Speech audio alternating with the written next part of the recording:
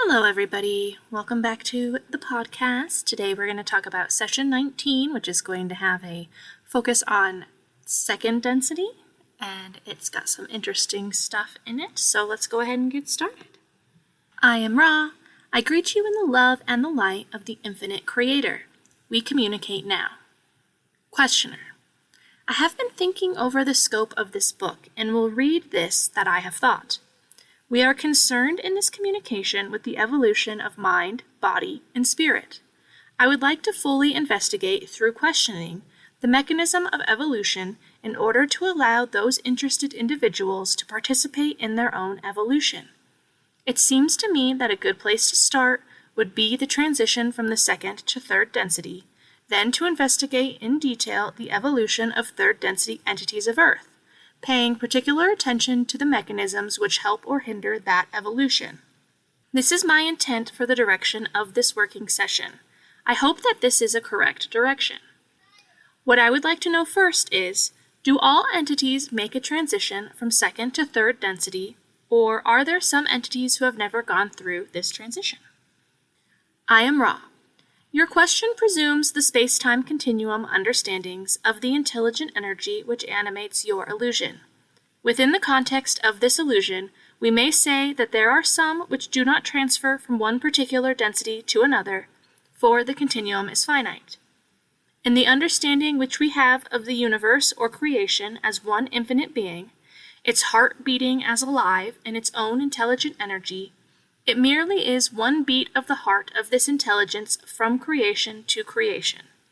In this context, each and every entity of consciousness has/is/will experienced/experiencing/experience each and every density. Okay, so here Dawn's asking if every being goes through the process of evolution from first, second, third, fourth density all the way to seventh, and then into the next octave.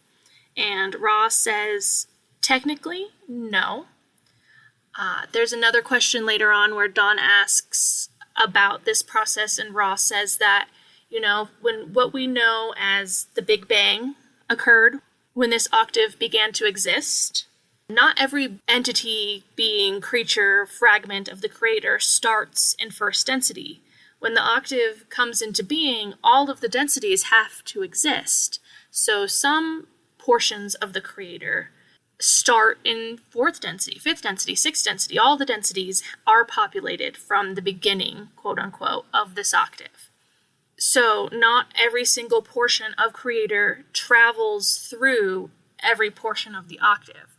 However, once one gains the awareness of oneness, late sixth density, let's say, since Ra is saying that they're pretty much aware of this, but definitely by seventh density, you are all things. You become aware that you are all things and all experiences. So from that perspective, all beings will have all experiences available to them in their quote-unquote memory bank of experiences, because we are all experiences. So even if an entity has begun this octave in sixth density, at some point they will become unified with the entirety of the octave, and therefore they will have had that experience of going through the octave as the other portions of the Creator have had that experience.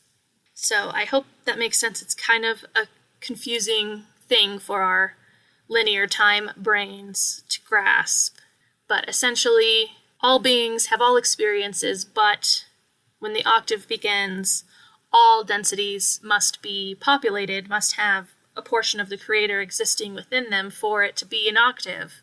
And we can't all just start out in first density and progress at the same rate along the same timeline, because that really doesn't make a lot of sense, a lot of functional sense either. So not all beings have the experience of being in third density, but once they gain the awareness of oneness with the Creator, then they recognize that the experiences of the other portions of the Creator that they didn't have are actually theirs as well. So, in 19.2, Dawn says, let's take the point at which an individualized entity of second density is ready for transition to third. Is this second density being what we would call an animal? I am Ra. There are 3 types of second density entities which become, shall we say, inspirited. The first is the animal. This is the most predominant. The second is the vegetable, most especially that which you call sound vibration complex, tree. These entities are capable of giving and receiving enough love to become individualized. The third category is mineral. Occasionally, a certain location, place as you may call it, becomes energized to individuality through the love it receives and gives in relationship to a third density entity which is in relationship to it. This is the least common transition. So this response from Ra is pretty interesting. I think none of us are surprised to hear that animals can transition into third density. I think it's very interesting that Ra says that vegetables, which they refer to a tree as a vegetable, can also gain enough awareness to be third density harvestable. Now, I think they focus on trees specifically because trees have such a long lifespan, that they have such a long period of time to gain awareness. And so they are able to also to give and receive enough love to become third density aware. Now, the third category being mineral, that's quite interesting. Ra refers to it then as a certain location can gain enough awareness through the love that it is given and also then gives back. I personally usually think of Mount Fuji in Japan as an example, a potential example of this. Obviously, I don't know for sure. But in Japan, they refer to Mount Fuji as Fuji-san, which, is a title of respect denoting deference and honor and recognition. And, in Japan, too, Japan is mostly Shinto and Buddhist. So they really do have a cultural concept of all things having a consciousness within them. And the interesting thing, too, about Mount Fuji is Japan's relatively flat and Fuji is relatively large and also pretty symmetrical. And you can see Fuji from many places in Japan. Even if you're far away from Fuji, you can see Fuji way, way, way in the distance. So a lot of beings are recognizing Fuji, sending love to Fuji, seeing Fuji as an entity. So I think that is an example that I would give for what Ra's saying, a mineral location that has become aware of itself. I also then wonder what it means to be a mountain that exists for tens of thousands of years to move into third density. Like, what does that even look like? Our human brains can't conceptualize time on that scale, so it's just something I'm just going to have to accept is what it is. The other thing, though, that I think about from this is Ra doesn't mention fungi. And I wonder if it isn't one of those things where, Ra later refers to bacteria as viruses. Like they don't see a distinction between those single-celled organisms like we do. So maybe they don't see a distinction between plants and fungi or animals and fungi, even though our, science does draw a line there. But of course, here even in this response, Ra refers to a tree as a vegetable, which I don't think we would ever do. In fact, we refer to the food that comes from trees as fruit. So maybe they don't even see a distinction between fruit and vegetable. I don't know. That is a pretty thin line. But yeah, so these are the portions of creation that can become aware enough to then harvest into third density and then gain a third density life experience after the life experience that they're in ends, obviously. So in 19.3, Dawn asks, when this transition from second to third density takes place, how does the entity, whether it be animal, tree, or mineral, become inspirited? I am Ra. Entities do not become inspirited. They become aware of the intelligent energy within each portion, cell, or atom, as you may call it, of its beingness. This awareness is that which is awareness of that already given. From the infinite come all densities. The self-awareness comes from within, given the catalyst of certain experiences, understanding, as we may call this particular energy, the upward spiraling of the cell or atom or consciousness. You may then see that there is an inevitable pull towards the, what you may call, eventual realization of self. So, this is a pretty interesting one to me because in 19.2, Ra's the one that says there are 3 types of second density entities which become, shall we say, inspirited. And so then Dawn follows up and asks about this process of becoming inspirited, and Ra says entities do not become inspirited. But, in 19.2, they say which become, shall we say, inspirited.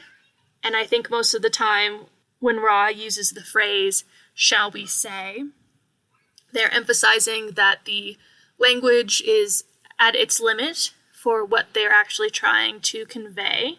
They're just doing the best with our English. So here they clarify that it isn't that a spirit becomes attached to an entity.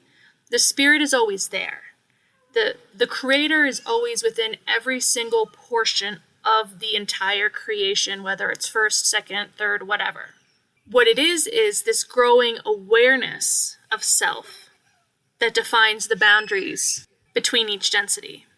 And as you gain more experience, you, in theory, gain more awareness of self, and eventually that awareness of self begins to recognize the creator within, or the spirit within. And that's when the process of third density begins, is when you cross this threshold of being aware of the spiritual potential of the self. So again, it isn't that in third density we suddenly have a spirit, that we suddenly become spiritual creatures. It's just that third density is the first density of awareness of that self, that selfness. And there is an inevitable pull. Everything will eventually move into the next octave. Everything will eventually get pulled up into 7th density and then cross the threshold into the next octave. It is just a matter of time, and some entities, because of free will, want to take as much time as possible to do that. So that creates a longer potential experience of the self in its various stages of awareness. But everything has that potential. Every portion of the creator, no matter how small, is still the creator, even if it's in first density or second density.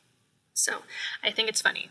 I do think that one's funny that Ra immediately comes back and seems to contradict themselves, but really they're just trying to work within the limitations that we have of our language. I think ultimately it makes sense.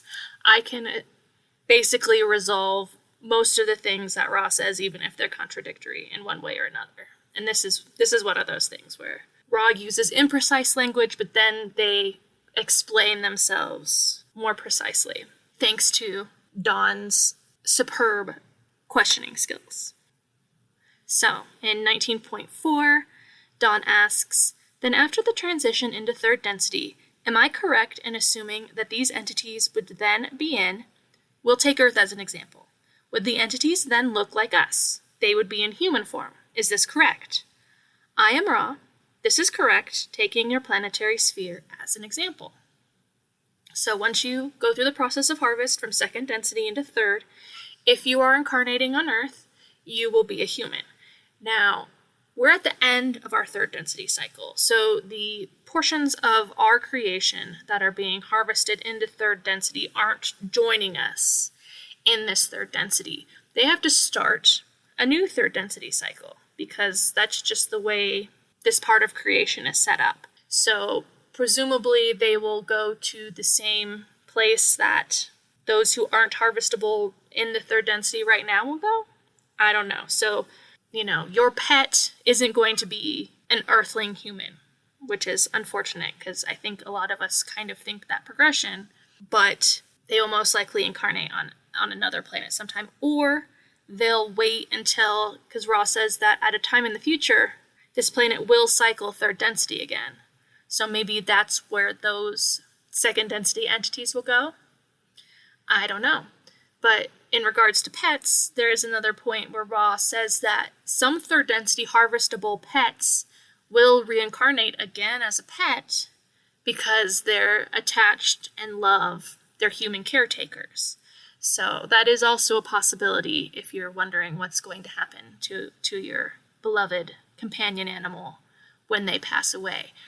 If they're third density harvestable, they might go on to a third density experience, or they might come back and not go through harvest and stay in second density for a few more lifetimes so that they can get to be with those that they love.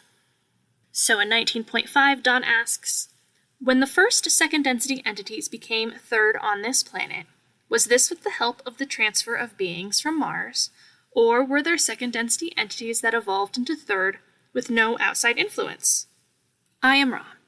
There were some second density entities which made the graduation into third density with no outside stimulus, but only the efficient use of experience. Others of your planetary second density joined the third density cycle due to harvesting efforts by the same sort of sending of vibratory aid as those of the Confederation send you now. This communication was, however, telepathic rather than telepathic/vocal or telepathic/written, due to the nature of second density beings. So I'm going to read the next two because they just kind of go in with that one before I make my comments. 19.6, Dawn asks, who sent the aid to the second density beings? I am Ra. We call ourselves the Confederation of Planets in the service of the infinite creator. This is a simplification in order to ease the difficulty of understanding among your people. We hesitate to use the term sound vibration, understanding, but it is closest to our meaning. Questioner. Then the Confederation also aided in second density to third density transition. Is this correct? I am Ra. We must qualify correctness of this query. A portion of the Confederation, which is not working with third density, but finds its aid best used in other harvests, that is, the second density harvest, is responsible for aid in these harvests. The Confederation, as we have stated previously in these sessions, is composed of many of those in other densities, in your own density, within your planetary sphere, and within the inner or angelic realms. Each of those entities developing a mind-body-spirit complex, and then developing a social memory complex, and then dedicating this social memory complex to the singular service to the one creator, may join the Confederation.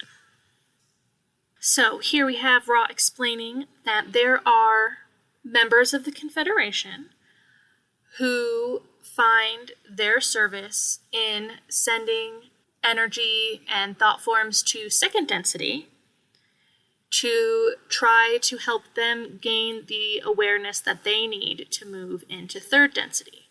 And that this is one portion of the creation. In 19.7, Ra clarifies that when they refer to the Confederation performing a service, they're not always referring to the entirety of the Confederation performing the service, but often it's just a portion of the Confederation performing this service, but they identify as all of the Confederation, even though individual social memory complexes perform different services. So there are social memory complexes who do not work with third density, but instead work with second density. And, there are spiritual beliefs that talk about, animals having a group mind, essentially, and being able to have some sort of access to that. And I think that might be in some relation to the work that the Confederation is doing with second density. But, it gives a lot of validity to those of us who are humans who feel a strong call to working with second density, to trying to help second density creatures find their way to third density harvest.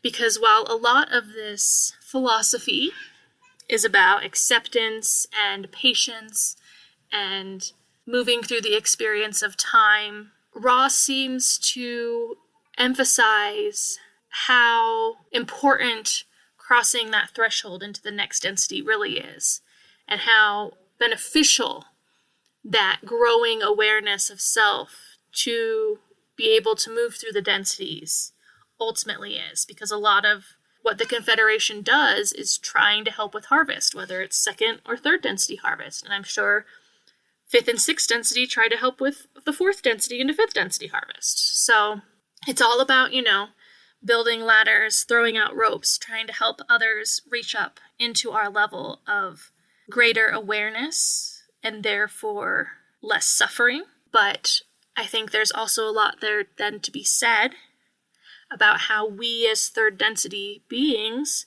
interact with our second density creation and how much power we have through that relationship with our second density brethren. So just something to think about. All of second density has the potential to be harvested into third, and we have, with our greater awareness from our vantage point, we have the potential to help them gain that awareness. Then in 19.8, Don asks, well, did this second density to third density transition take place then 75,000 years ago? Approximate. I am Ra. This is correct. Questioner. Where did the second density beings get physical vehicles of third density type to incarnate into? I am Ra. There were among those upon this second density plane those forms which, when exposed to third density vibrations, became the third density, as you would call sound vibration, human entities. That is, there was loss of the body hair, as you call it, the clothing of the body to protect it, the changing of the structure of the neck, jaw, and forehead in order to allow the easier vocalization, and the larger cranial development characteristic of third density needs. This was a normal transfiguration. So essentially here Ra is saying that when the clock started for third density, there were body complexes that were altered by coming in contact with this vibration. So at another point in the distant future of the contact, Ra talks about how the logos, and they refer to the logos, not the sub-logos. So I'm guessing the majority of our galaxy, it's possible that when I was rereading that there was a distinction to being the sub-logos, but there is the choice of the logos, which has chosen its experiences to investigate, to invest in the ape body. So essentially when third density happened, the logos put the third density energy towards the body complexes that it wanted the harvested second density entities to use for its third density experiences. And according to Ra, the benefits of this body, the ape body, are the likelihood of verbal communication, giving ascendancy over telepathic communication, which intensifies the natural veiling that occurs in third density, and also our opposable thumbs are great for making tools, which also can distract us deeper and deeper into the veiling that occurs when we become third density. So in 1910, Don asks, over approximately how long of a period of time was this transfiguration? It must have been very short. I am Ra. The assumption is correct, in our terms at least. Within a generation and one half, as you know these things. Those who had been harvested of this planet were able to use the newly created physical complex of chemical elements suitable for third density lessons. So it's hard to say, actually, what Ra's referring to when they refer to a generation. Although doing a quick search here, in session 40, Don asks for clarification, and here I'll just read it because it's short. Don asks, how long was the time of transition on this planet between second and third density? Generation and a half, I believe. Is that correct? I am Ra. This is correct. The time measured in your years being approximately 1,350. So, I guess a generation is 900 years? That's what they would consider a generation, which is, which was the original lifespan of third density entities before we decreased our lifespan through our bellicosity. So, over about 1,300 years, humans evolved into their third density form. So in 1911, Don asks, can you tell me how this new bodily complex was suited to third density lessons and what those lessons were? I am Ra. There is one necessity for third density. That necessity is self-awareness or self-consciousness. In order to be capable of such, this chemical complex of body must be capable of the abstract thought.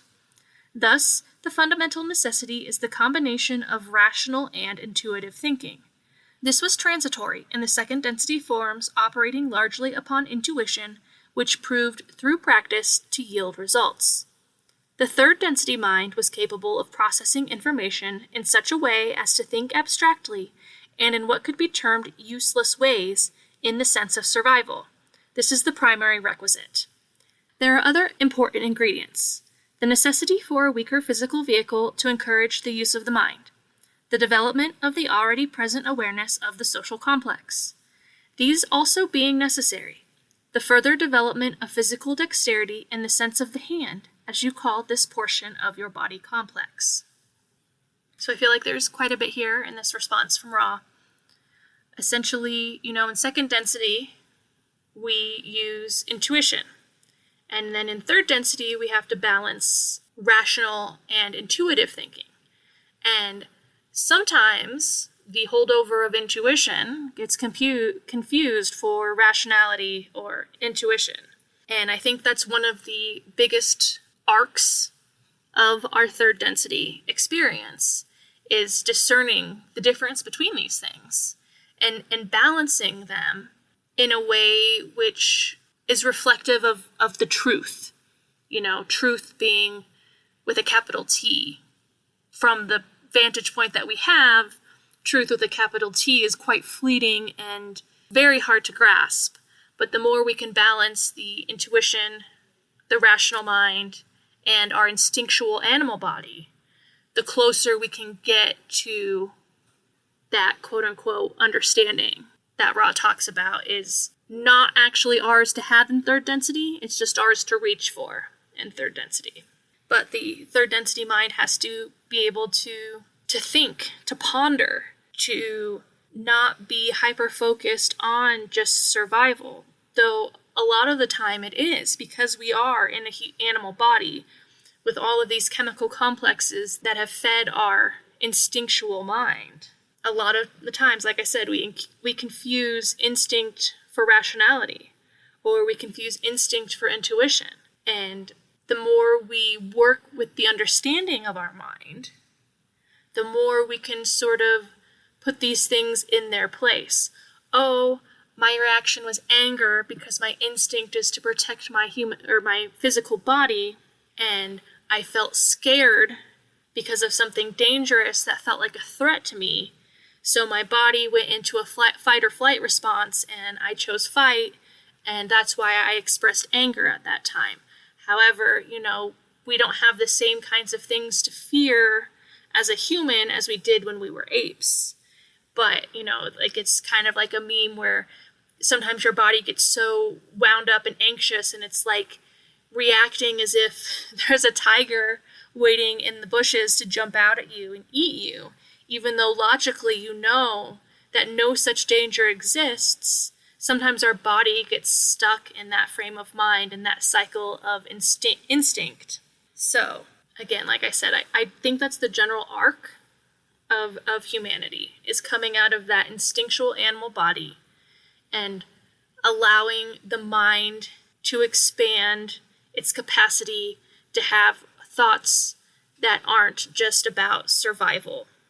And then, of course, Ross says that third density bodies also need a weaker physical vehicle to encourage the use of the mind, and developing a wider awareness of the social complex, whereas a lot of late second density beings have, a social group, and they understand a little bit of the yellow ray hierarchy, etc., that goes into this group situation.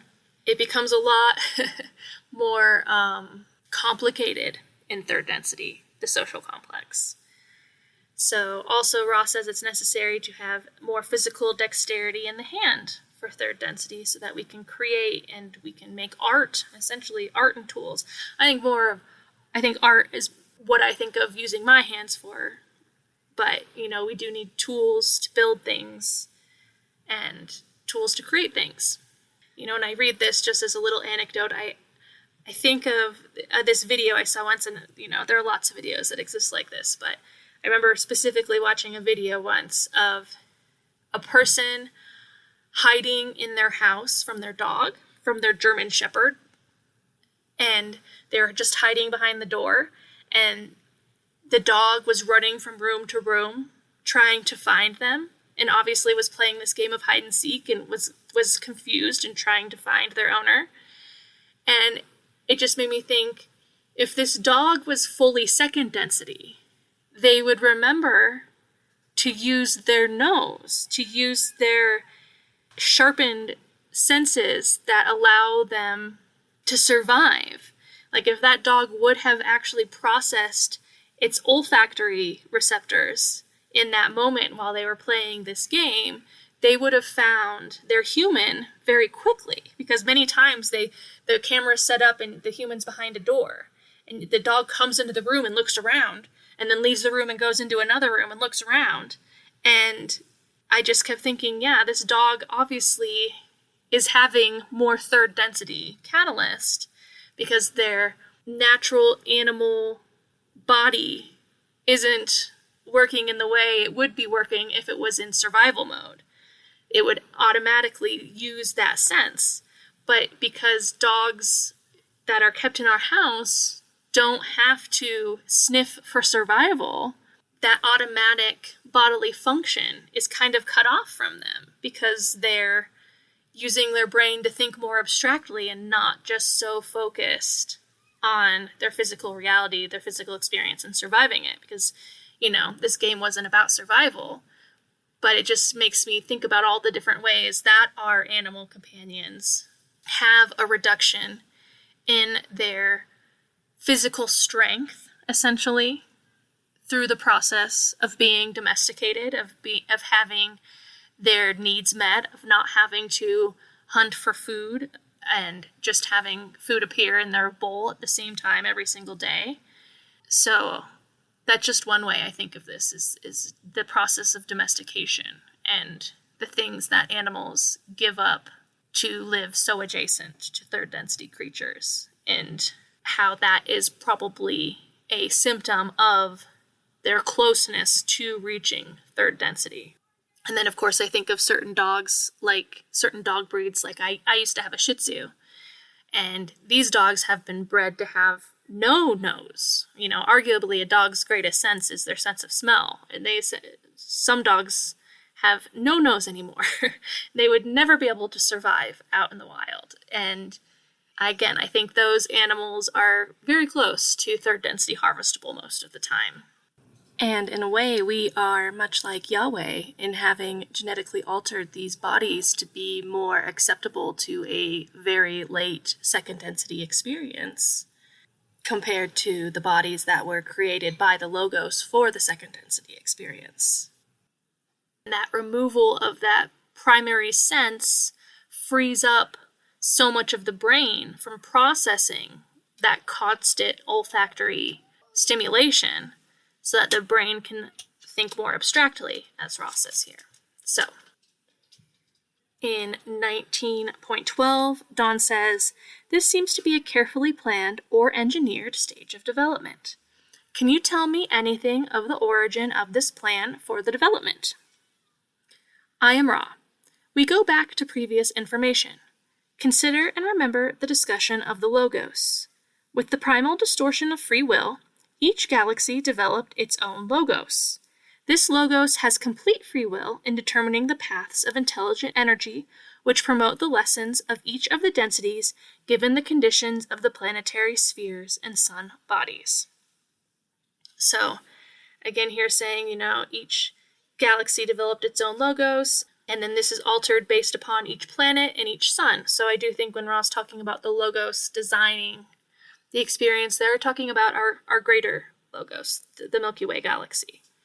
And then each sub-Logos slightly refines that experience. But our greater Logos has a framework of experience that it wants to dive into. It has chosen the framework of the story, and we're all just kind of acting out parts within this framework. And so yes, it is intelligent design. That's the answer to that one. There is intelligent design in all of this.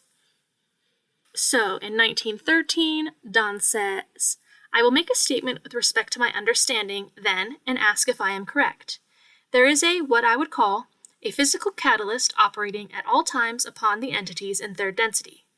I assume this operated approximately the same way in second density. It's a catalyst that acts through what we call pain and emotion. Is the primary reason for the weakening of the physical body and the elimination of body hair, etc., so that this catalyst would act more strongly upon the mind and therefore create the evolutionary process. I am Ra. This is not entirely correct, although closely associated with the distortions of our understanding. Consider, if you will, the tree, for instance. It is self-sufficient. Consider, if you will, the third density entity. It is self-sufficient only through difficulty and deprivation. It is difficult to learn alone, for there is a built-in handicap, at once the great virtue and the great handicap of third density. That is, the rational/intuitive mind. Thus, the weakening of the physical vehicle, as you call it, was designed to distort entities towards a predisposition to deal with each other. Thus, the lessons which approach a knowing of love can be begun. This catalyst then is shared between peoples as an important part of each self's development, as well as the experiences of the self in solitude and the synthesis of all experiences through meditation. The quickest way to learn is to deal with other selves. This is a much greater catalyst than dealing with the self. Dealing with the self without other selves is akin to living without what you would call mirrors. Thus, the self cannot see the fruits of its beingness. Thus, each may aid each by reflection. This is also a primary reason for the weakening of the physical vehicle, as you call the physical complex. So here Dawn's asking about pain and emotion being the primary drivers of catalyst. And Ross says, maybe kind of, but what we would say is that the primary driver of catalyst is the forced interaction of third density entities with each other. Because the next density after third density is the density of love. So third density has to be about learning to relate to each other, so that then when we move into fourth density, we can have this baseline of relation to build upon, to expand our love for each other. So in general, the weakening of the third density vehicle is so that we have to work with each other to get what we want. You could go live in the forest and, live off of the land, very, you could, right? But to do so without starting out with tools that were made from other people, without knowledge that had been given to you by somebody else, that would be almost impossible. To just be, it's happened before where a baby or a small child is abandoned in the wilderness and somehow survives, but they don't really come back from that. They don't really become a fully actualized third density human when that happens. But for an adult human to make that choice again, you already have the experience, the tools, the knowledge that have been given to you or created by others. It didn't all just come from yourself. It would be really incredibly hard to live a life like that, to literally just go out into the forest with absolutely nothing and start over completely from scratch. And a lot of people like to live kind of adjacent to that, but like I said, they have tools that were created from people. They have knowledge that others have gathered from their own experience that they're taking on. It's still cooperative, even when you go out and try to do something on your own. And I think that's a really big lesson for a lot of humans who really think of themselves as an individual, as somebody who has achieved all of this, wealth or greatness or power through their own selfhood and their own personal will, but that doesn't actually exist. That's a facade. Everything is built upon our relationship with each other. All of our knowledge, all of our technology, it's built up. We wouldn't be able to start from scratch. One individual would not be able to start from scratch. It would be so incredibly impossible. And I don't want to say impossible, obviously, I just did, but I'm sure it is possible. But even to try to theoretically experience this, you can't just wipe somebody's mind clean of all of the episodes of Naked and Afraid that they've watched before to learn how to deal with these difficulties. And again, going out into the forest, isn't a homogeneous experience. Each forest is different. There's different plants, there's different trees, there's different animals. Like, there's so much to learn, so much knowledge that one must have to be able to survive in a situation like that. So ultimately, that's what Ra's saying, is that the catalyst of changing the body into a third density vehicle was meant to force us to cooperate with each other and to recognize that cooperation and that need for cooperation. But of course, because we're veiled, because it doesn't feel like we are a collective, it's not complicated for somebody to delude themselves into thinking that what they've achieved is something completely on their own. But that's not the reality of anyone's achievement. It's all been built up upon each other, upon this collective experience that we're sharing and working together to build. So in 1914, Dawn asks, then we have second density beings who have primarily motivation towards service to self and possibly a little bit of service to others with respect to their immediate families, going into third density and carrying this bias with them, but being in a position now where this bias will slowly be modified to one which is aimed toward a social complex and then ultimately toward union with the all. Am I correct? I am Ra. You are correct. And here Dawn is talking about the experience from going from the orange ray, second density, to the third ray, the yellow ray, third density of the social complex, and then fourth density is when we unify into a social memory complex, so the green ray. We're just moving up through the densities, through the energy body. That's the process of gaining awareness. So 1915, Dawn says, then the newest third density beings who've just made the transition from second are still strongly biased towards self-service. There must be many other mechanisms to create an awareness of the possibility of service to others. I am wondering first two things. I'm wondering about the mechanism, and I am wondering when the split takes place or the entity is able to continue on the road towards service to self that will eventually take him to fourth or fifth density. I would assume that an entity can start, say, in second density with service totally to self and continue right on through and just stay on what we would call the path of service to self and never ever be pulled over. Is this correct? I am Ra. This is incorrect. The second density concept of serving self includes the serving of those associated with tribe or pack. This is not seen in second density as a separation of self and other self. All is seen as self, since in some forms of second density entities, if the tribe or pack becomes weakened, so does the entity within the tribe or pack. The new or initial third density entity has this innocent, shall we say, bias or distortion towards viewing those in the family, the society, as you would call, perhaps, country, as self. Thus, though a distortion not helpful for progress in third density, it is without polarity.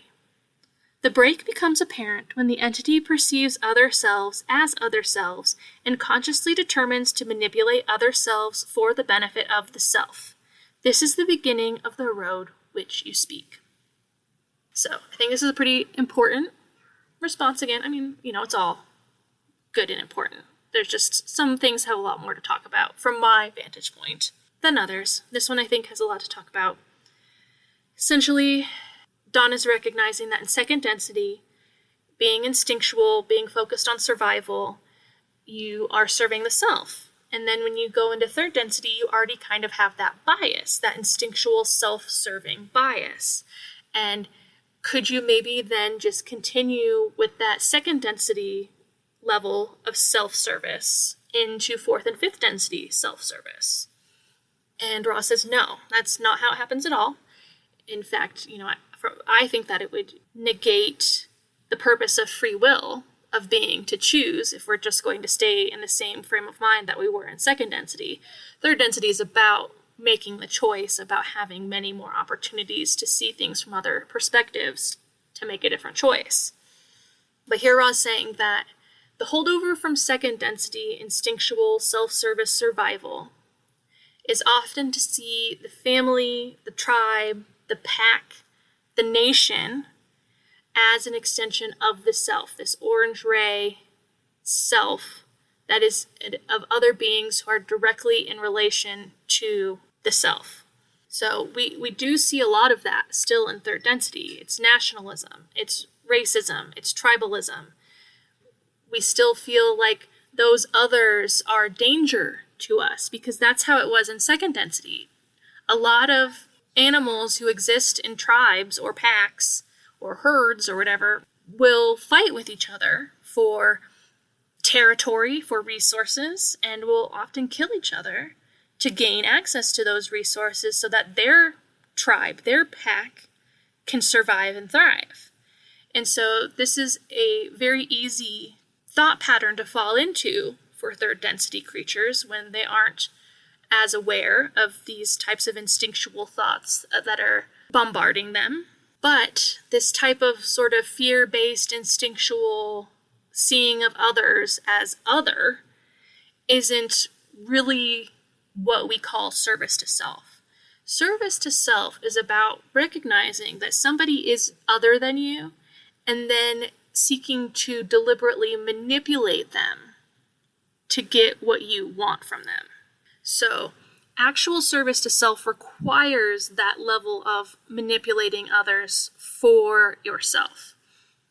Sometimes we think of service to self as, there's a lot of conversation in New Age circles about how self-care isn't self-service, right? Service to self isn't about taking care of your body, taking care of yourself, choosing yourself over others for your own comfort, right? That's really an unpolarized thing that we do as humans.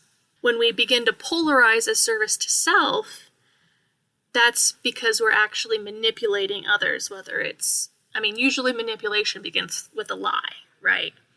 So if we're lying to other people to get what we want, to protect ourselves, if we're being deceptive in any way to get somebody else to behave in the way that we want them to, that's when we start engaging with service to self polarity. And that's not the same as seeing the self as part of a pack and seeing another pack as a threat and doing what you discern is necessary for the survival of your pack. It's pretty hard for a wolf to deliberately deceive another wolf. It's really just more of a brute force kind of thing. Whereas in third density, service to self becomes much more nuanced to a point, because service to self has a limit of its potential, and a lot of the times the service to self path looks very much the same, because both paths actually do. As Ross says, both paths are straight and narrow. The further you get along either path, the less options of choices of behaviors you have to maintain and keep gaining that polarity. Your choices just get narrower and narrower and narrower. So, in 1916, Dawn says, then, through free will, sometime in the third density experience, the path splits and an entity consciously, probably does not consciously choose. Does an entity consciously choose this path at the initial splitting point? I am Ra. We speak in generalities, which is dangerous, for always inaccurate. However, we realize you look for the overview, so we will eliminate anomalies and speak of majorities. The majority of third density beings is far along the chosen path before realization of that path is conscious. So, the whole point of Catalyst and third density is to create a bias within us, a bias of service to self or service to others. And that takes many lifetimes. For the most of us, it takes many, many lifetimes. And it also takes many lifetimes before we are aware that that bias exists within us and that that's the conscious choice that we want to make. So that's just one of the effects of the veil. But once you know that the choice is there to make, then your responsibility to make that choice becomes much more important. In 1917, Dawn asks, can you tell me what bias creates their momentum toward the chosen path of service to self? I am Ra. We can speak only in metaphor. Some love the light. Some love the darkness. It is a matter of the unique and infinitely various Creator choosing and playing among its experiences as a child upon a picnic. Some enjoy the picnic and find the sun beautiful, the food delicious, the games refreshing, and glow with the joy of creation. Some find the night delicious, their picnic being pain, difficulty, suffering of others, and the examination of the perversities of nature. These enjoy a different picnic. All these experiences are available. It is free will of each entity which chooses the form of play, the form of pleasure. So, this is Ross speaking in metaphor and saying that some entities just enjoy the collective experience of joy and gratitude and mutual play, I suppose. And some entities enjoy the darkness. And their picnic is pain, difficulty, sufferings of others, and the examination of the perversities of nature.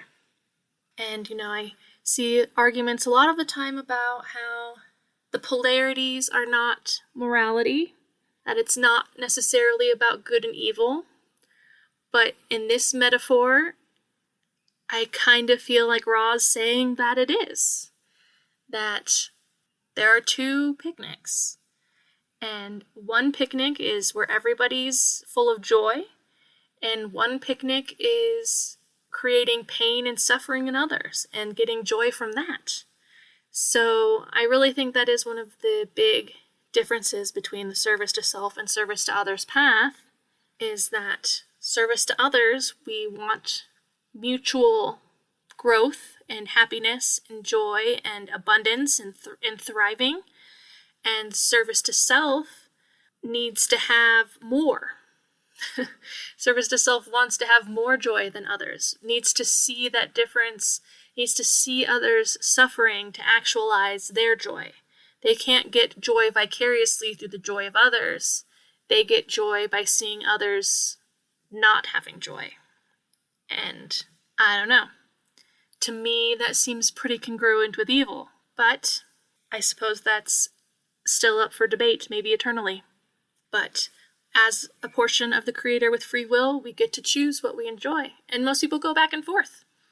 Most of us, everybody has the experience, pretty much, of going back and forth.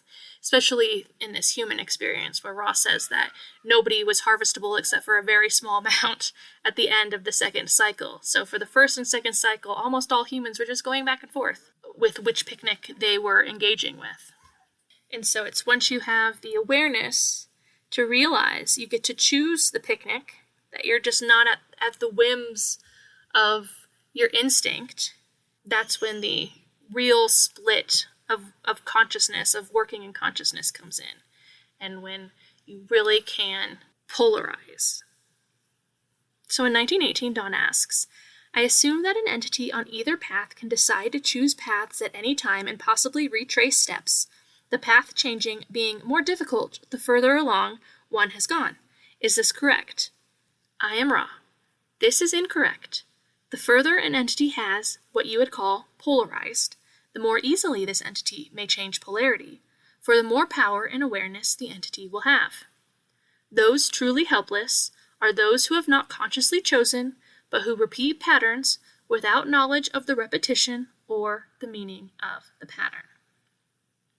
So, this also goes into the idea that polarity is just about gaining awareness. The more we polarize, the more awareness we gain, and that awareness isn't just about our own chosen polarity, that awareness is all-encompassing, and so we can see more clearly the negative polarity.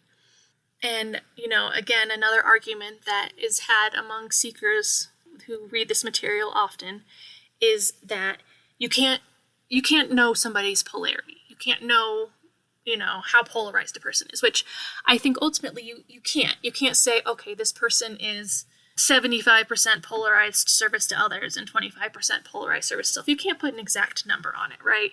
But I do think you can look at certain actions, not all, but certain actions, and recognize what polarity is being exhibited by that person's choices. But I think that requires awareness gained via your own polarity. Because when you are choosing your polarity, that takes discernment, right? When you're thinking about your choices and your thoughts and your actions and you're trying to align with oneness in service to others, you begin that process of sorting. Okay, this action is more about manipulating and serving myself, manipulating others and serving myself. And this action is more about acceptance and compassion and serving others. So the more you go through that process for yourself, you gain polarity, you gain awareness, and then you can sort of see how these actions are working. I personally, from my own evaluations, believe this is sort of a Blu-ray thing, this level of awareness. Because at some point you begin to see how energy transfers are occurring, whether it's a mutual type of energy transfer or whether it's a one-sided energy transfer where one person is taking from the other person, okay? Because I think that's one of the biggest signifiers of service to self and service to others. Are you doing something that's mutually beneficial, or are you making a choice that is much more beneficial for yourself than for the other person? And so the more you become aware of how these energy transfers are flowing through people, the more you are able then to recognize how to perform these energy transfers. And I think, personally, just by the bare numbers of there being far less service to self-polarized people than service to others polarized people, is that this probably happens more on the service to self path, where somebody gets to a point on that path where they're like, I don't want to do this anymore. I don't want to hurt people. I can see these energy transfers. I can see how I've been just taking and taking and taking from others, and I don't want to do that anymore. I want to do the opposite of that. And so that awareness that they've gained through their negative polarity then allows them to recognize what not to do. When they've been choosing the service to self polarity over and over, and then they decide, oh, I don't want to do this anymore, then they know what choices not to make, because it's the choices that they would have made in the past. And I'm sure there are service to others people who have made that choice. I watched the movie Amadeus a few months ago, and spoiler alert, the movie's like 30-something years old, but spoiler alert, the movie is about Mozart and how gifted he was from a very young age with this ability to create music. And one of his contemporaries, who looks up to him and respects him, is also a very pious man of God. He might even be a pastor. I don't know. I saw this a few months ago. I don't remember specifically, so sorry for anyone who knows what I'm talking about if I'm sounding dumb. He is just so in love with Mozart and inspired by Mozart, and also in love with God and inspired by God. And so he also creates music, and he was also, this is not based on true events, but it's based on true people. He also created a lot of music inspired by Mozart and inspired by God. One day he meets Mozart, and he realizes that Mozart is a slob and a child and just has no reverence for God or the creation like he himself does. And this is so exquisitely shocking to him that he gets angry at God. And he decides that where he has been serving God to the best of his ability his whole life, he hates God now so much for blessing Mozart with this divine talent that he is now going to rebuke God and become evil. So I'm sure that happens sometimes. It happened in this story where this person who was on a path of serving others decides then to serve the self and to destroy another person because of feeling betrayed by God. But I really do think it probably happens more where service to self people flip to service to others, because, like I said, the numbers just show that there are more beings who are service to others than there are more beings who are service to others than service to self. And Ra also seems to hint with some answers that even through the densities, there are some beings on the service to self path who abandon ship before they're forced to at the beginning of 6th density. Because, all service to self beings have to switch polarities at the beginning of 6th density because there's no way to go forward any further as service to self. But it seems that some beings make that switch earlier because they just get exhausted by the service to self path. And again, the whole point of the veil is to create this bias without recognizing what we're doing, so that you have the potential to enjoy the dark picnic before you have full awareness of what that dark picnic actually means for others and yourself. And then by the time you get to that level of awareness of knowing what it means for others and for yourself, you still want to do that. You still have that bias because it's how you prefer to gain pleasure. So you're going to continue doing it even if it's ultimately harmful to everybody because it feels good.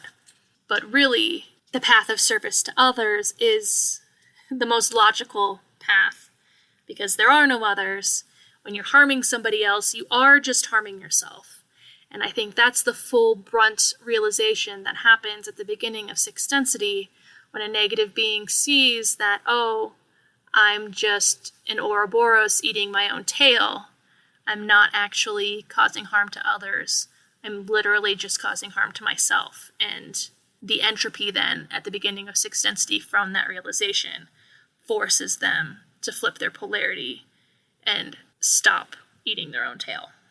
So that was a pretty long rant in response to 19.18. But ultimately, the more polarity you have, the more awareness you have, the more you're able to see both sides of the coin.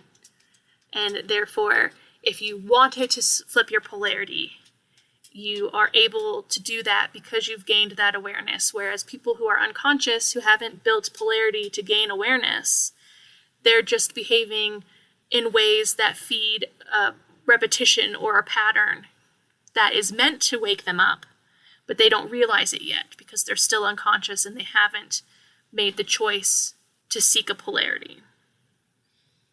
So in 1919, Don says, I believe we have a very, very important point here. It seems that there is an extreme potential in this polarization, the same as there is in, to make an analogy, using electricity. We have a positive and a negative pole. The more you build the charge on either of these, the greater the potential difference and the greater the ability to do work, as we call it in the physical. This would seem to me to be the exact analogy we have in consciousness here. Is this correct? I am Ra. This is precisely correct. So again, this is the importance of polarity. The more polarity we have, the more we're able to do work. Particularly, what we're talking about here is work in consciousness. But also, that work in consciousness doesn't just affect us. The more polarized we become, the more our own work in consciousness affects others, affects the planetary vibrations. So that's really the purpose and the point of seeking to build one's polarity, is because you just gain more power when you do that. And when you're service to others, you are spreading that power around and helping other people, lifting people up. Like we were talking about with second density, throwing the rope over the ledge, putting down a ladder to help lift others up closer to where you are, because the vantage point is better the higher you go in a lot of ways. So in 1920, Don says, well, this would seem then that there is a relationship then between what we perceive as physical phenomena, say the electrical phenomena, and the phenomena of consciousness, and that they, having stemmed from the one creator, are practically identical, but have slightly different actions as we... And at this point, the tape ends, so we didn't get the rest of Don's question. So Ra responds, I am Ra. Again, we oversimplify to answer your query. The physical complex alone is created of many, many energy or electromagnetic fields interacting due to intelligent energy. The mental configurations or distortions of each complex further adding fields of electromagnetic energy and distorting the physical complex patterns of energy. The spiritual aspect serving as a further complexity of fields, which is of itself perfect, but which can be realized in many distorted and unintegrated ways by the mind and body complexes of energy fields. Thus, instead of one, shall we say, magnet with one polarity, you have in the mind-body-spirit complex one basic polarity expressed in what you would call violet ray energy, the sum of the energy fields, but which is affected by thoughts of all kinds generated by the mind complex, by distortions of the body complex, and by the numerous relationships between the microcosm, which is the entity, and the macrocosm in many forms, which you may represent by viewing the stars, as you call them, each with a contributing energy ray, which enters the electromagnetic web of the entity due to its individual distortions. So that's kind of a big response from Ra. Dawn's question is, if it's just like electrical polarity, then it's very similar, what we're talking about. And Ra's saying it isn't as simple as electrical polarity, where we have just these two poles in one spectrum. We have so many in-streaming energy electromagnetic fields that we're interacting with in our own bodies, in other bodies, in star bodies, and all of these electromagnetic fields are affecting us in different ways. And so it isn't as easy as building your polarity and being able to create what you want, let's say. Just saying, oh, I'm building my polarity, I'm going to this end of the pole, so everything I do is going to be under my control, and I'm going to be able to mold reality into my image. There are so many different factors going into what is creating our collective reality and even our personal reality, that grasping that one pole isn't going to be a complete overhaul of all of our experiences. It's a very nuanced process, and so many different things need to be recognized and balanced and integrated. And that's why another reason why Ross says that there really isn't understanding in this density, because we will probably never be able to recognize all of the different influences. If Ra's saying that essentially every star that's beaming whose light reaches Earth is an electromagnetic web that is affecting how we are, there's no way that you can work with every single piece of that energy individually. So that's why you have to do the process of integration, of expanding the self, and also just relinquishing that need to control, that need to understand, and just surrendering to your experience, but with that eye towards polarity, with that desire to polarize, because the more you engage that desire, along with surrender, especially if you're service to others, the more that your reality will at least give you that opportunity to polarize. And again, it's just an opportunity, because every opportunity you make a choice. And there are infinite choices we make that will take us closer or further to the polarity that we want, because there are just so many different energies streaming into us at all times. So in 1921, Dawn asks, is this then the root of what we call astrology? I am Ra. This will be the last full question of this session. The root of astrology, as you speak it, is one way of perceiving the primal distortions which may be predicted along probability/possibility lines given the, shall we say, cosmic orientations and configurations at the time of the entrance into the physical/mental complex of the spirit and at the time of the physical/mental/spiritual complex into the illusion. This then has the possibility of suggesting basic areas of distortion. There is no more than this. The part astrology plays is likened unto that of one root among many. So here, Ra's very much simplifying Dawn's question about astrology. And Ra's saying that astrology is one root of our experience, and that reading one's chart and the astrological influences upon one's birth chart can show certain possibility, probability lines and vortices, but that's about all that astrology can really do, is kind of give you a potential of viewing possibility, probabilities based upon your own configuration of when you were born, but that's really it. And later on, Ross says that things like astrology are more influential to those who are less awakened. So when you're unconscious, you're much more, which again feeds into the previous question, when you're unconscious, you're much more at the whims of these energies that are pouring into you at all times. You have less control over where the wind is blowing you. But the more you gain conscious awareness, the less any of that matters. So there's nothing in your life that will be made or broken by astrological influences that are happening. But beings who aren't working directly with their conscious experience are going to be more influenced by these energies. So in 1922, Dawn says, I just have 2 little questions here at the end. The instrument wanted me to ask if there was any other substances, foods, etc. that she should not eat or drink, or anything she should not do because she does not wish to have poor contact for any reason. I am Ra. There is no activity which this instrument engages in which affects its abilities negatively. There is one activity which affects its abilities positively. This is the sexual activity, as you would call it.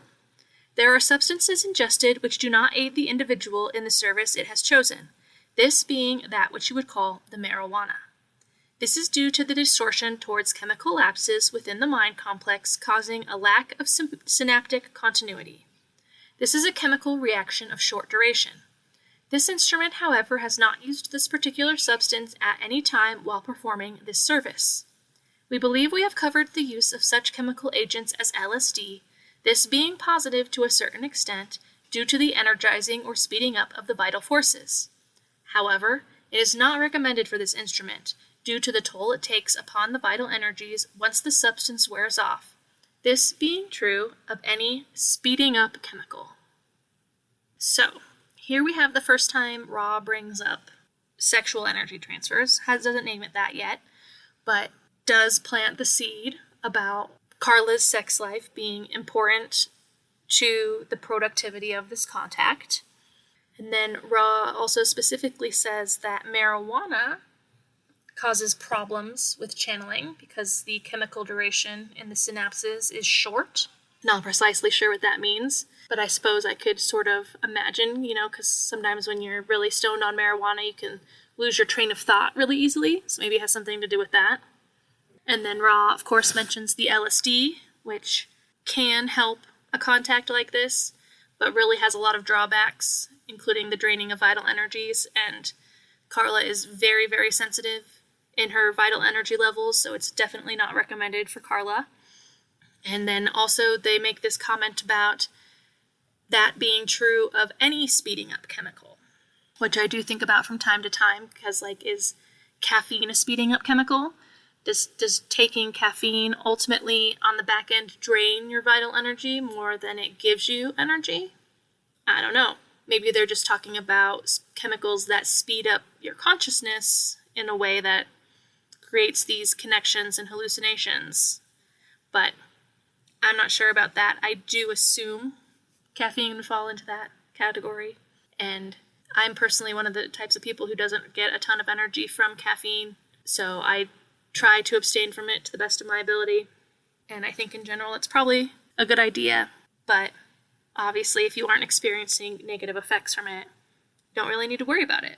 I don't think everyone reacts to the same things in the same way. But apparently speeding up chemicals take a toll on vital energy.